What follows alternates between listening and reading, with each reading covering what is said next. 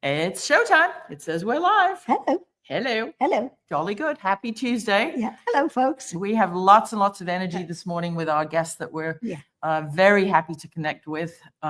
She's down at the Estefan Studios in South Florida. What a busy girl. She made time for TeaFlix today, and she's going to be shooting a music video this afternoon for her upcoming holiday single, for her upcoming EP, for her upcoming album, which we'll talk about very soon. And we cannot wait to welcome her. So Cristina Cash is an acclaimed American singer-songwriter whose music blends the storytelling tradition of classic country with the warmth of Latin American influences.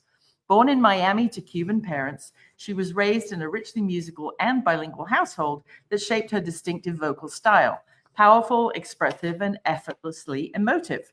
Her early love of performance led her to become one of the youngest talents ever to sign with Sony Music Latin, launching a career rooted in authenticity and artistic depth.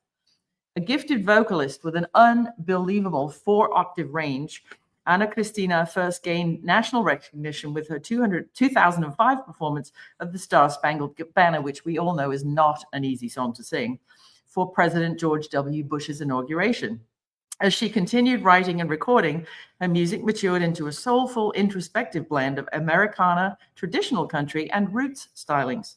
Her EP, the Tough Love EP, and later released showcased her evolution as a thoughtful lyricist capable of balancing vulnerability and strength within her writings. Cristina's personal and creative life expanded when she married into one of America's most influential musical families. As the wife of John Carter Cash and daughter-in-law of Johnny Cash and the recently acclaimed June Carter Cash, not a moment too soon, might I say. Anna carries forward a legacy of integrity, storytelling, and artistry. She frequently records at the historic family Cash Cabin Studios in Tennessee, collaborating with musicians who share her deep respect for heritage and heartfelt songwriting. Beyond the studio, Cristina has appeared on major TV shows, toured internationally, and developed a loyal fan base drawn to her sincerity and vocal brilliance. With a career that continues to grow, she remains a proud Latina artist dedicated to bridging cultures, honoring tradition, and crafting music that resonates across generations. Welcome to you, Cristina. Hello. Hello, ladies. I was just saying, I love the matching shirts. Amazing. Thank you. Yeah, the lady where I shop thinks I have multiple personality disorder. Well, and I know you're too the same. Yeah. Thank you. And I know you all are in Los Angeles, and I'm in South Florida, Miami, here at Gloria and Emilio Estefan Studio. And it's great to be here. It is warmer than Tennessee, where I live in Nashville, essentially. So I'm here with my children, my husband, and Trey, who you saw earlier. And so excited. We'll be shooting a music video later today, just keeping busy and looking forward to Thanksgiving with my family that's down here as well. Like my mom and dad are here, my sisters, my nieces and nephews are flying in. So great. Yes. Great. You're going to stay there for the weekend once you've done shooting? Yes. So we will leave Saturday, essentially. So we'll have a few days with friends and family. Great. And something that's very popular down here during the winter and this kind of time of year is the stone crabs. Stone crabs. Right. Stone crabs and key lime pie I look forward to. Ooh, that sounds like a real Florida Christmas or Thanksgiving. Thanksgiving. That's amazing. So let's start at the very beginning. Yes, now, for you growing up in a bilingual Cuban household in Miami, you grew up, didn't you? What early musical influences did you feel? What was on the radio at home? So on the radio at home, actually, definitely Gloria Estefan, and I'm in their studio right now. She was probably the most prominent artist that there was in South Florida. Casey and the Sunshine Band as well. Oh yeah. I listened to a lot of Mariah Carey growing up. Later, as I was writing Beatles, most definitely the Beatles were a big influence. Also like Aerosmith, just like rock and roll, as well as vocalists. I listened to a lot of jazz vocalists like Sarah Vaughan and like Etta James and the different vocal stylings of jazz. And that had a big influence as far as my vocals. I listened a lot to Celia Cruz, Cuban artist as well. We actually are celebrating her centennial this year. And they had a big concert in Miami a few days ago, and I was there, and several Cuban artists got together. But also country music. I was heavily influenced by country music early on, like people like Patsy Cline, like Loretta Lynn, people that could tell very honest stories. I was always attracted to songwriting that was very honest, and also to amazing vocals. So I'm kind of a big mix. I'm a big melting pot of influences. Yes. Wonderful. To me, I don't know. I never like to be put in a box as far as genre or anything. You know, I always like to experiment with all kinds of music. Right. I mean, I think the best artists are, you have to, I always come back to the food analogy. Our regular viewers will know that to be a good chef, you have to have tried everything, even if it's not in your wheelhouse, right? It's the same with music. You have to have a basic understanding of maybe what you don't want to do. Exactly. So there have been so many influences, as well as Selena Quintanilla was a very early influence of mine. When I sang on Sábado Gigante on Univision as a child, after she had passed, she passed away in 1995. They had me sing tribute songs to her, like several other little girls as well, you know. And then I got to see this beautiful girl who could sing in English and Spanish, and I was like, well, I grew up in a bilingual household. Maybe this is something I can do, and it's something that Gloria did, and that's kind of where the idea sparked, that I could sort of tap into both, sort of. Yes. Yeah, our friend and sister Elizabeth from Philadelphia, she says she's been listening to you, and your voice is incredible. I will definitely concur with that. But again, that's probably A, you have to have the God-given talent, but B, listening as a young child, I think when you're a kid, you're not afraid to try different things, right? You're a sponge. Yes, I forgot something else. So my father's favorite singer was Linda Ronstadt. Oh, amazing. My mother's favorite singer was Karen Carpenter, and also Barbra Streisand. Yes, I love Karen Carpenter. So I actually listened to a huge amount of Karen, particularly, and I was very heavily influenced by her vocals. And I don't think we sound the same, but definitely I loved her tone. She was very unique. And it wasn't until years later that I realized what an amazing drummer she was. Yeah. Yes. Well, that's tough. If you're playing piano and singing, playing guitar and singing, the brain can easily do that. But drums or bass, because you're going sort of with the rhythm, but often the lyrics are going against it. And so I love Karen Carpenter, and also Anne Murray. Oh, Anne Murray. John and I love Anne Murray. We love Anne Murray. She's just, I love the play. It's like a crystal bell. There's not a lot of, I mean, I love Christina Aguilera too, and Mariah Carey, but there's something about the purity of Karen Carpenter and Anne Murray that they just sing, they interpret the note and the song in a very plain manner that just lets you create your own sort of vision for the video in your head, if you will. Yesterday, Once More, Top of the World, all those songs, like, as well. I mean, I could go on. And Anne Murray, anytime I hear her sing Send in the Clowns, it's just, I cry, essentially. I can't get through that song with her voice without crying. Yeah. And I think that's what a singer, an interpreter, that's the best thing. That's what we strive for, essentially, to make people feel something, whether we've written the song or not. It's just getting the emotion across. It's getting the story across. So I'm just in love, and I always have been, with vocalists, with songwriters, with all kinds of musicians. So you were signed to Sony Music Latin at a very young age. What did those early years teach you about the music industry and contracts and what to look out for? It's very interesting because I was a minor at the time. So I remember I had to sign something with my parents called, I think it was the ratification of a minor contract that allowed me to work, essentially, legally, and to be employed by a corporation. Because I was underage. I was about 15 or 16 years old. Yeah. And what did it teach me? That's a loaded question. Because there's so many amazing things. Honestly, I was just a young girl. Essentially, I had a television experience, but it taught me a lot in the studio, particularly. And I really loved those years because immediately they put me together with the team, the A&R did. And I went from just singing in church or to like singing on the Spanish TV show on Sábado Gigante to singing with in studios with Grammy award-winning professionals, essentially. And it was such a stark contrast. And I just wanted to do a good job. I wanted everyone to like me. So I think when I was much younger, I just wanted to please. Basically, I think I was more of a people pleaser. And I think as you grow into your own, you start developing your senses with the songwriting and your style. Right. So I'm very, very blessed for what happened to me early on, because it was like going to school. It was like a huge education. Right.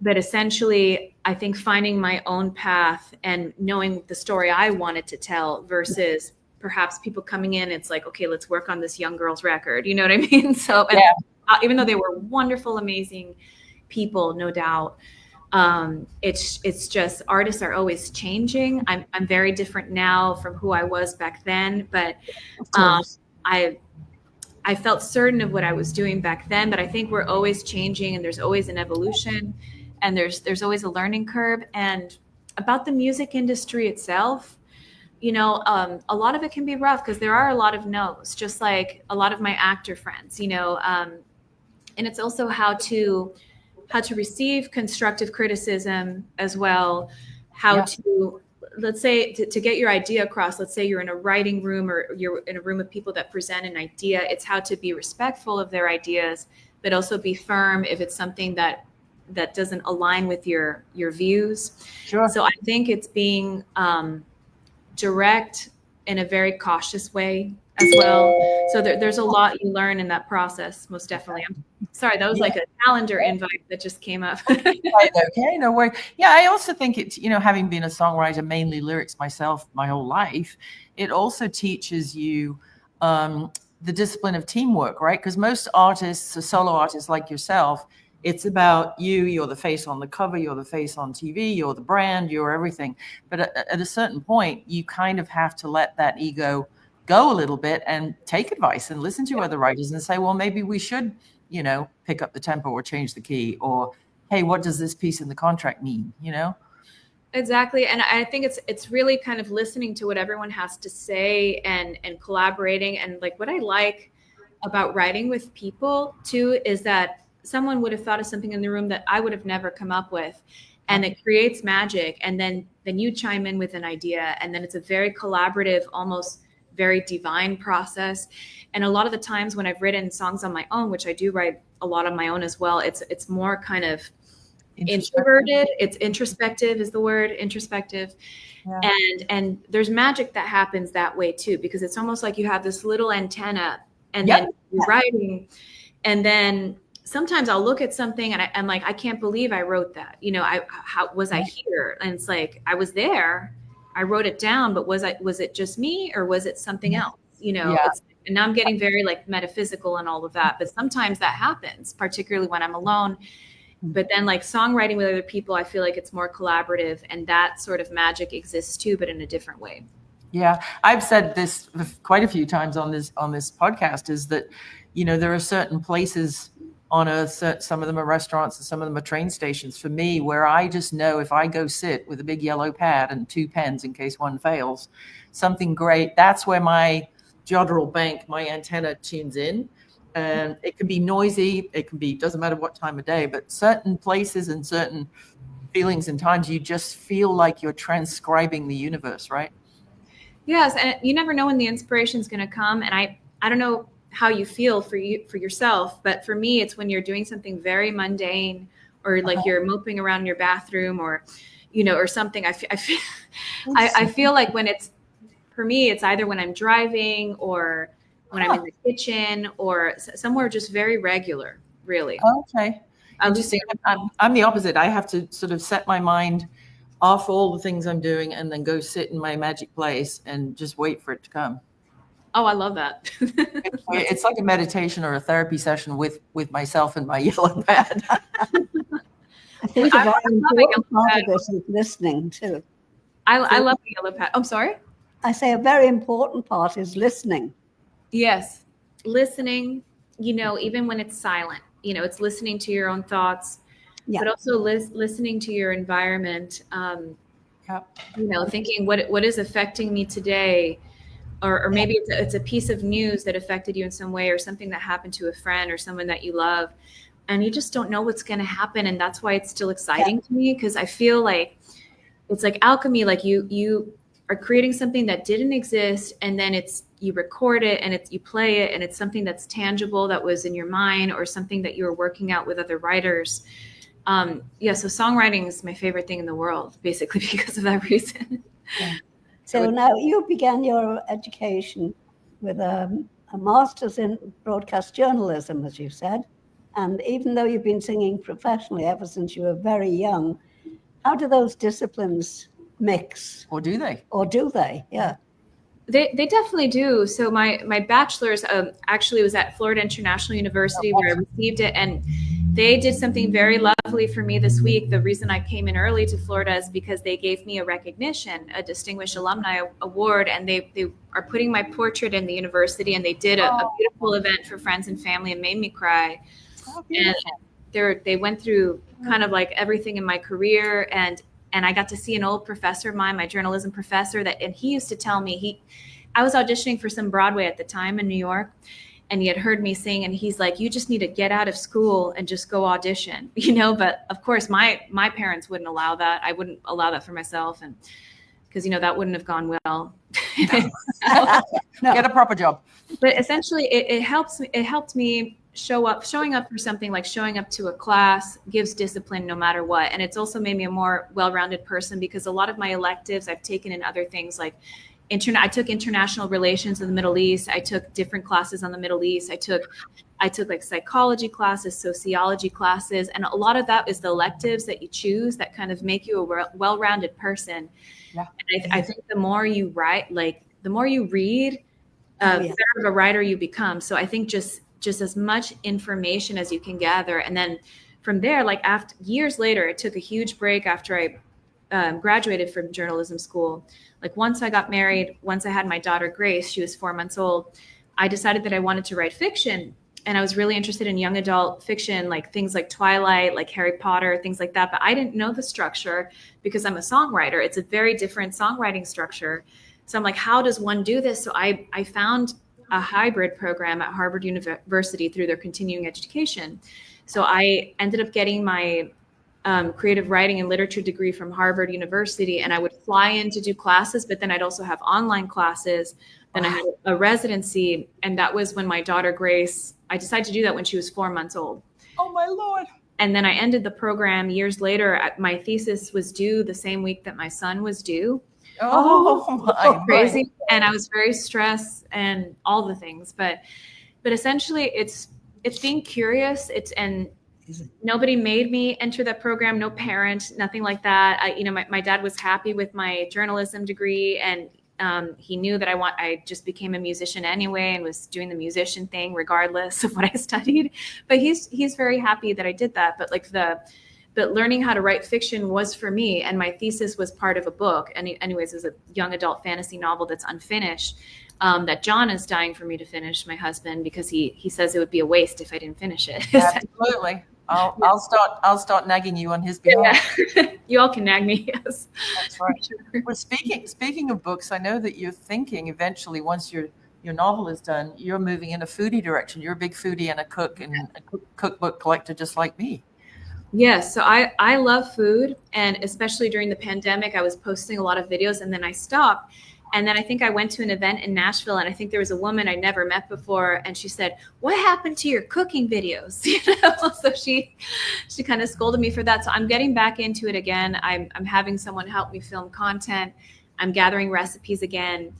And I really want to go into the space of creating these cookbooks. So I have a wonderful cookbook idea, essentially of doing a mix of Southern food, like from where I live in Nashville, essentially mixed in with Latin food. So Cuban food I grew up with, as well as Mexican. So sort of very similar to my music. It's like a hybrid. I think that the cookbook I write would be a hybrid of like Southern American food as well as Latin food. Fantastic.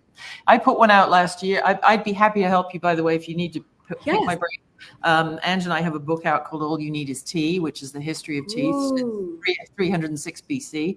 And then I wrote a book last year with a little help from my scones, which is disappearing recipes from 17th, 18th, 19th century Britain. So I did a lot of research on those things. And, there are certain sort of formulaic things like writing. I'd be more than Zoom me or ping me anytime. I'd be more than happy to help you, with some of the experience that I've had putting a couple of tea and cookbooks out. Well, I love that. I can't wait to dig into that. That's the first thing I'm going to buy on Amazon after I get out of here. That's amazing. And I also love British desserts and foods. Yep. Like in Nashville, not like 13 minutes away, there's a lovely British woman that has a little shop. It's called the Yorkshire Deli, and it's very whimsical, and it's in a silo, just not far from where we live now. And she has a banoffee pie. She has all these different things, and she has the scones, and she has the crumpets that she makes that you can either have with butter, the jam, or the clotted cream. So it's very close. That this lovely woman has a shop, essentially like a cafe. Oh, well, she should be selling the 15 flavors of Mrs. McCartney's organic teas. Oh, she should be, yes. Which benefit the Linda McCartney Breast Cancer Research Fund in Liverpool. Okay, so yes, I'll give you their contact. I'll tell you who they are. You got to reach out for sure. Fantastic. Yeah, no, we have a banoffee pie recipe in the book, and we have something called Cranachan, which is a Scottish dessert with raspberries and cream and whiskey and all kinds of fun stuff. But, that's very nice. Barbara's just saying 3 beautiful, talented, smart Renaissance women. Oh, thank you, Barbara. Thank you, Barbara. How are you, Barbara? I'll drink to that. I'll drink to anything. My water. Well, I don't want to be on a drunk Christmas video, do you? So I've got water, so I'm. No, we don't want my drunk uncle Christmas videos. That's for sure. Well, and you have to take care of your voice. And speaking of which. Yes, your vocal range is really extraordinary, isn't it? How do you maintain your voice? Do you drink tea, by the way? I love tea. I love chamomile tea before I go to bed with lots of honey and lemon. There's a tea that I love called Throat Coat, and I think it has licorice root. So I use that a lot, like if I'm doing a session or singing. Definitely use a humidifier in my bedroom, like on nights before I sing, especially. I try to do it all the time, but if I forget, I don't like to forget the humidifier essentially before I have to go sing somewhere. That's interesting. I don't have this yet, but I think there's like a vocal mist thing that people use, and I really want to get one. It's a personalized one that you can walk around with. That kind of like you put like saline in it, and I think it's a vocal mister that's mobile. So I haven't done that yet, but a lot of my singer friends say it works wonders. But good old fashioned honey, lemon, tea. Vocalizing. I have a lovely voice instructor. Well, I haven't gone to him in years. He's in Florida. I live in Nashville, but he came to the FIU event this week. I got to see him. He's in his 80s. Oh, great. And, he sang opera in Cuba. His name was Luis Manuel Diaz, and he was like a mentor and almost like a second dad to me. He taught me from the time I was maybe 9 or 10 years old. And even though I already had experience singing on shows, I was shy with him for some reason. And I used to sing with my back to him. It was awful. And then my mother told him, he's like, Luis, I understand. She's impossible. Like, you don't have to teach her anymore. And he had so much patience with me. And he's like, he used to call me Annie. He's like, Annie, turn around now. Funny. So you just got to give people a chance sometimes, because I was just like, I guess, being a hard-headed kid, and he refused to give up on me essentially. And so, that's, I think there should be more teachers and mentors like that essentially, because a lot of people are just quick to throw in the towel. Wow. Yeah, I agree. I mean, but an 81-year-old Cuban opera singer and a hard-headed kid, I'm smelling an Oscar-winning short film there. Yes. Well, he wasn't 81 at the time. He's in his 80s now. But the fact that you've met again and that you still have those memories and that relationship is, again, it's the empowerment of music, isn't it? Yes. And he used to call me, what's the movie about the stubborn horse that was wild that you had to take? Flicka. He said, Flicka. He said I was like Flicka. That's nice. That's funny. Speaking of difficult vocal things, you performed the national anthem at George W. Bush's inauguration.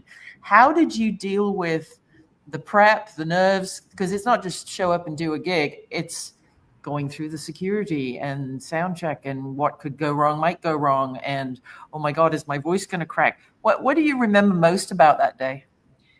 Well, I just knew that I wanted to do a good job, and I didn't want to disappoint anyone. So that was my main focus. So I had to make sure that I knew all the words, that I didn't forget it, even in nerves, because that's something you get used to singing in the US at school all the time. But nerves can definitely mess everything up. So it's centering myself, like being in a quiet room beforehand. That was 2005 that I sang at the inaugural ball. And I think my demo tape of me singing the anthem got into the governor of Florida's hands at the time, and they recommended me So I got to sing at that event. But then the next year in 2006, Emilio, whose studio I'm at right now, Emilio Estefan, he was in charge of doing the talent for Hispanic Heritage Month at the White House. So he remembered that I had performed at the inaugural. They called me, and apparently Ricky Martin had bailed on the show. And I was just a kid. I was like 19, 20 years old. They're like, do you think you can go to Washington and replace Ricky Martin? And I'm like, yes, sir. Yes, sir. 3 bags full, sir. Oh, boy. And you can tell, like, when I got there, there's a certain disappointment. I think that I was not Ricky Martin. I was just this girl, but like when I finished singing, they were very thankful. They're like, we're so glad you came. I sang 3 songs. I sang Contigo en la Distancia, which is a bolero, Bésame Mucho, and At Last by Etta James. And I believe the Prince, the now King of Spain, Philip, was there at the time. George W. Bush announced me, but I remember being so nervous in the blue room next door because he literally said my name at a podium, and I'm like, this is the White House, this is the president. Wow. I'm just some kid. What am I doing here? But do a good job, don't fail, basically. So, wow. So it worked out. Everything went well, and I think as much as I've performed my whole life, I think there's like a healthy sense of nerves always. Like I love to do it. I think once I'm a few minutes in on stage, I'm fine. And then you just get comfortable because you're talking to your friends, you're talking to the public. Yeah. But I think just being prepared is important, knowing your stuff, I guess, and just not letting the noise get to you. I think like singing at an important event like that or something, for sure. Wow. Yeah, I know, but I know the imposter syndrome situation. Yes. 1,000 years ago in the late 80s, I had a career as a sort of Moscow's Madonna, they called me. I was a pop singer, and I sold 4 million concert tickets in a 7-year span across Russia and blah, blah, blah. Wow. Yeah. And the freaking promoters, of course, I don't read Russian. I don't read Cyrillic letters. I mean, restaurant I can pick out, and my name now I can pick out. I speak a little Russian, but I can't read it. Right. And I met a bunch of people in Germany, long story short, made a video. They put it on Russian TV. They played it every hour in all 13 time zones for 2 months on the one and only TV station in the whole country. And so instant fame, right? Just add Ruth. And so the flamin' promoters put posters all over Moscow. McCartney is coming to Moscow. They just didn't say which one. And I had no idea. And I got off the plane, and there were all these people in Sheremetyevo Airport. And I'm like, was Madonna on my flight? Was Michael Jackson up front in first class? Who the hell are these people here for? So then I had to overcome that. Well, I'm sorry, it's not him, but I'll do my best. Yes, it's exactly. And you feel like when you get there, that it's like not like a letdown, but you're not the person that was supposed to be there initially, but then you do a good job and everyone's very nice about it and very sweet, and it worked out great.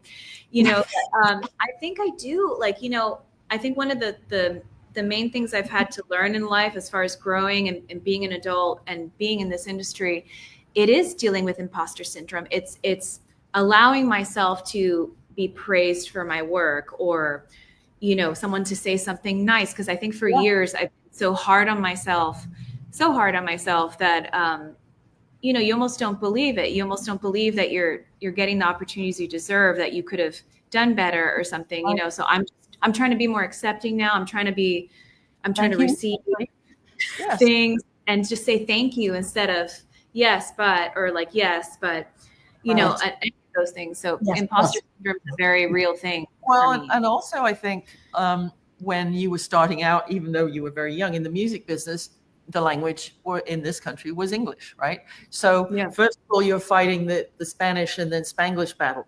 Secondly, you're a woman. So you get, the music business was run by a bunch of suits. John Lennon always used to call them the suits. And they were all had a law degree from Harvard or Yale or some copyright university or whatever. And so, I think the imposter syndrome comes, especially for women like us, we're getting there. We're getting much better with feminism and so on and so forth. But I think that's always still in the back of your mind, isn't it? Is like, really? Are they talking to me? A little bit. For sure. And it's gotten better, but it's a very real thing, Oh, yeah. It's a very real thing. So I still deal with that, essentially. So, Ange has a burning question because we had your lovely husband on a couple of weeks ago. Yeah. How did you meet John? Yeah, so we actually met in 2013 at the Sunset Marquis Hotel. That's the time that I lived in Los Angeles. You know, that's a music hotel. That's I know. There's a studio. Nightbird is underneath, right? Nightbird. I love Nightbird. So I lived there for several months, and I didn't even know that hotel was there. I lived right there off of Holloway Drive in La Cienega, in a little building. And essentially, I was writing by myself in my apartment. And I decided I was going to take a break because I wasn't getting anything. So I went to go get a glass of wine at that hotel. It's just right down the street. There's a little tiny bar off the lobby, right? Yes, bar 1200. Essentially. So I sat down. It was relatively early. Like people hadn't really come in yet. It was about 6 o'clock or so. I don't think there's, that's like a nighttime place. Like people go there. Oh, yeah. So I was the only person there until John and his friend Garrett showed up. So John has a very thick Southern accent, as you know. And then his friend Garrett had long, like braided dreadlocks down his back. Mm-hmm. And they're just 2 bar stools down from me. And I'm like, who are these folks? So I was just minding my own business, having my own drink. And then John sat next to me and just started talking to me. And we just hit it off. We had a great conversation. And eventually we started talking about music. But nothing happened. He was telling me he had just gotten divorced and all of this. And I was hearing the whole story about that. And it was like a very just conversational thing, very friendly. And he got my information and we talked for hours and hours about everything, just like religion, philosophy, music, politics, just like one of those conversations where we really hit it off. And it was it was a very brainy conversation. It was a very intellectual conversation. And he's cool. He's a Pisces. I'm a Gemini, and we sort of hit it off. And then he came 9 months later to visit, and that's when he asked me to a formal date. So in 2000, we met 2013. He asked me out on our first date, 2014, 9 months later. And then we ended up dating long distance for 2 months until I moved to Nashville. And I thought, well, I don't know how this relationship's going to go, but at least if I'm going to try to make it work, I might as well move. Yeah. Essentially, because there's also a whole music world in Nashville too. And and if this doesn't work out, then at least I got to know Nashville, and and then it worked out. So now we have 2 young children. I have 3 older stepkids as well. And yeah, John and I, it's funny. We came from very different worlds in many ways, but we understand each other very well. And we're similar in many ways. And you wouldn't think we would be, but we're similar in many ways. I did see that red carpet piece on you 2 guys where the young interviewer, dapper young gentleman, was asking you guitar or piano and blah, blah, blah. Every single question he asked you guys answered the opposite answer. It was hilarious. It was funny, it's, and that's the way we are on things like that. But then we don't fight about furniture or decor or we just moved into a new house and we kind of have the same taste. So we're similar on things like that. But then, he's definitely as extroverted as he is. He kind of likes his space too. He's very much of an introvert as well. It's like the whole Pisces thing. He's like my mother. I feel like I married my mother in many ways. My Pisces. And, we just get along well because he's very creative. And I think I just need to be around a creative person, because it's very hard for people that are non-creative sometimes to understand what we do, essentially, because it's not a linear 9 to 5 thing. The schedule changes all the time. One day I'm at a show, today I'm shooting a Christmas video, and it could be very random for people. Mm-hmm.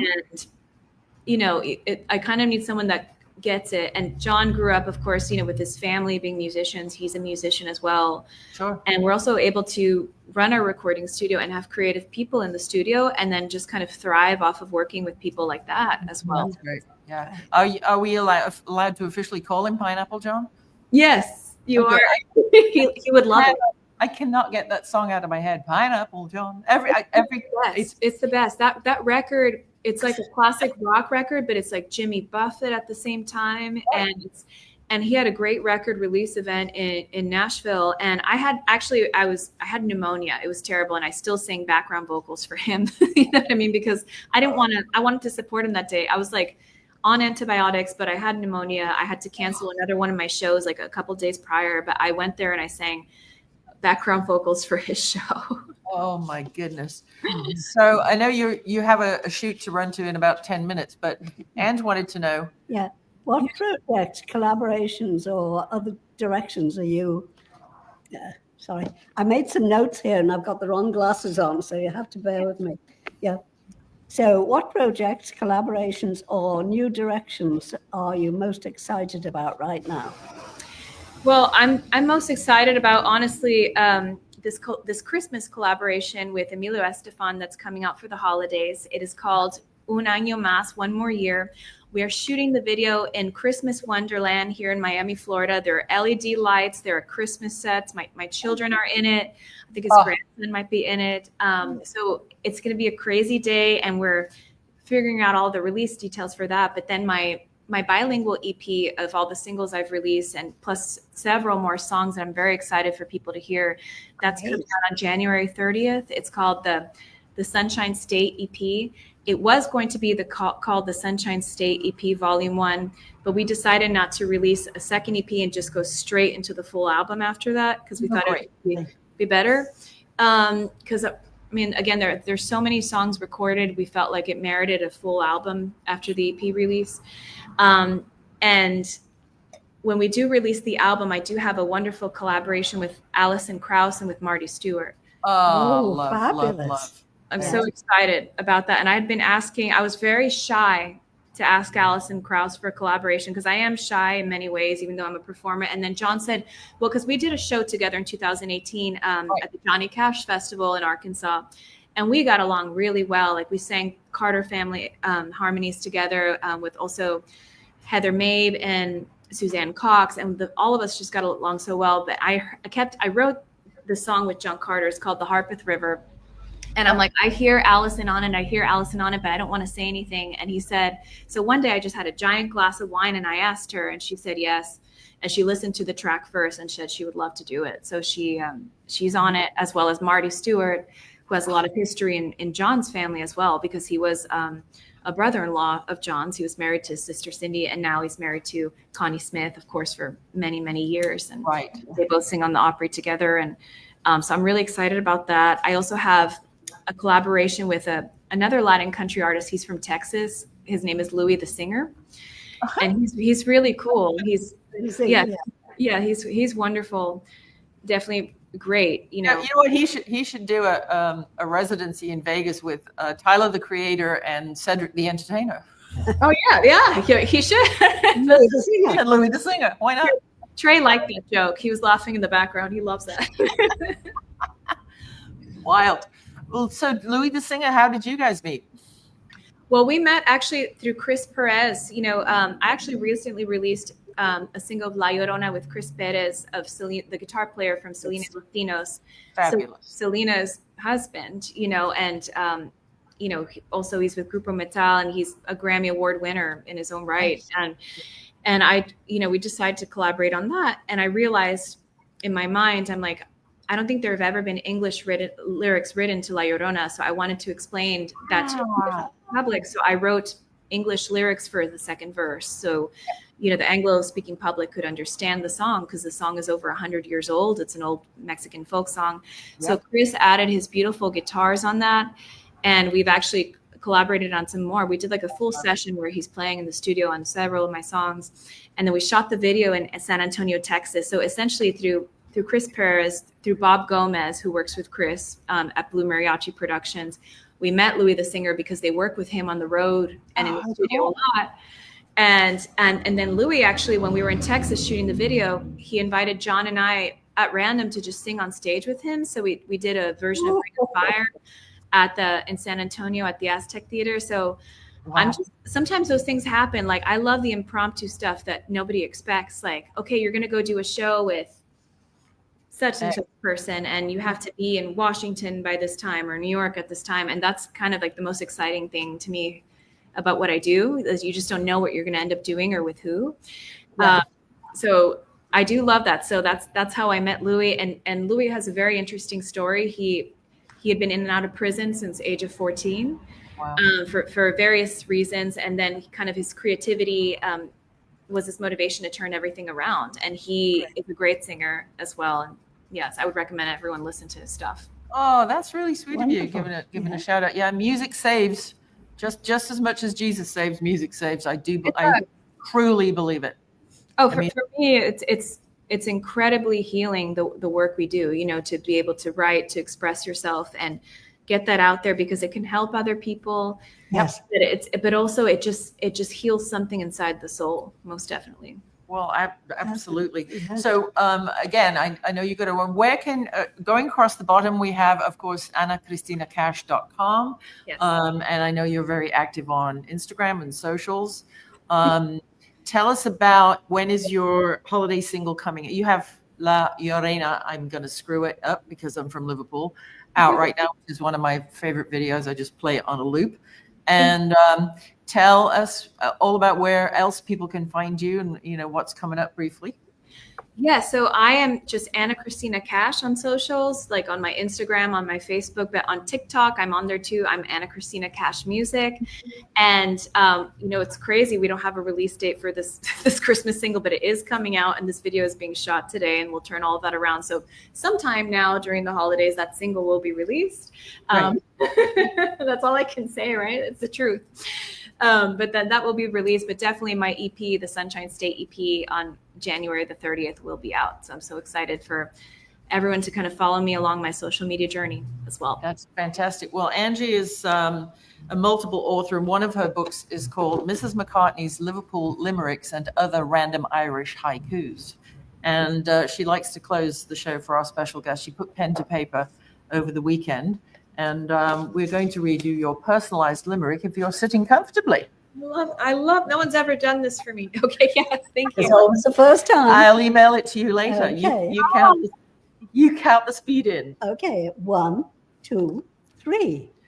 There once was a songbird named Anna, whose roots stretch from here to Havana. In 2 tongues she'll sing, Cash Cabin's walls ring, blending Nashville and sweet old Havana. Ta-da! Gosh, I love that. That is beautiful. Thank you so much.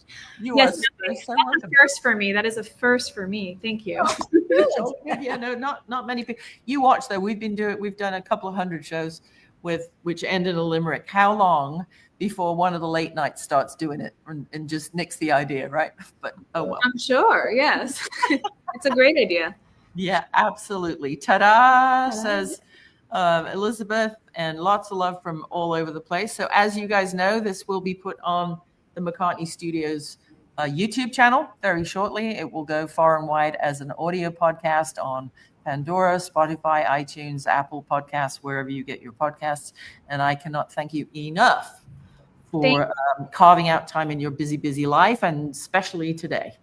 Thank you both so much. You're just rays of sunshine in those shirts and with your beautiful glasses and personalities. And thank you so much. I love the limerick. Thank you for everyone that's tuned in. Thank you so much. Absolutely. Happy Thanksgiving. Thank you. Bye-bye. Bye-bye. Happy Thanksgiving.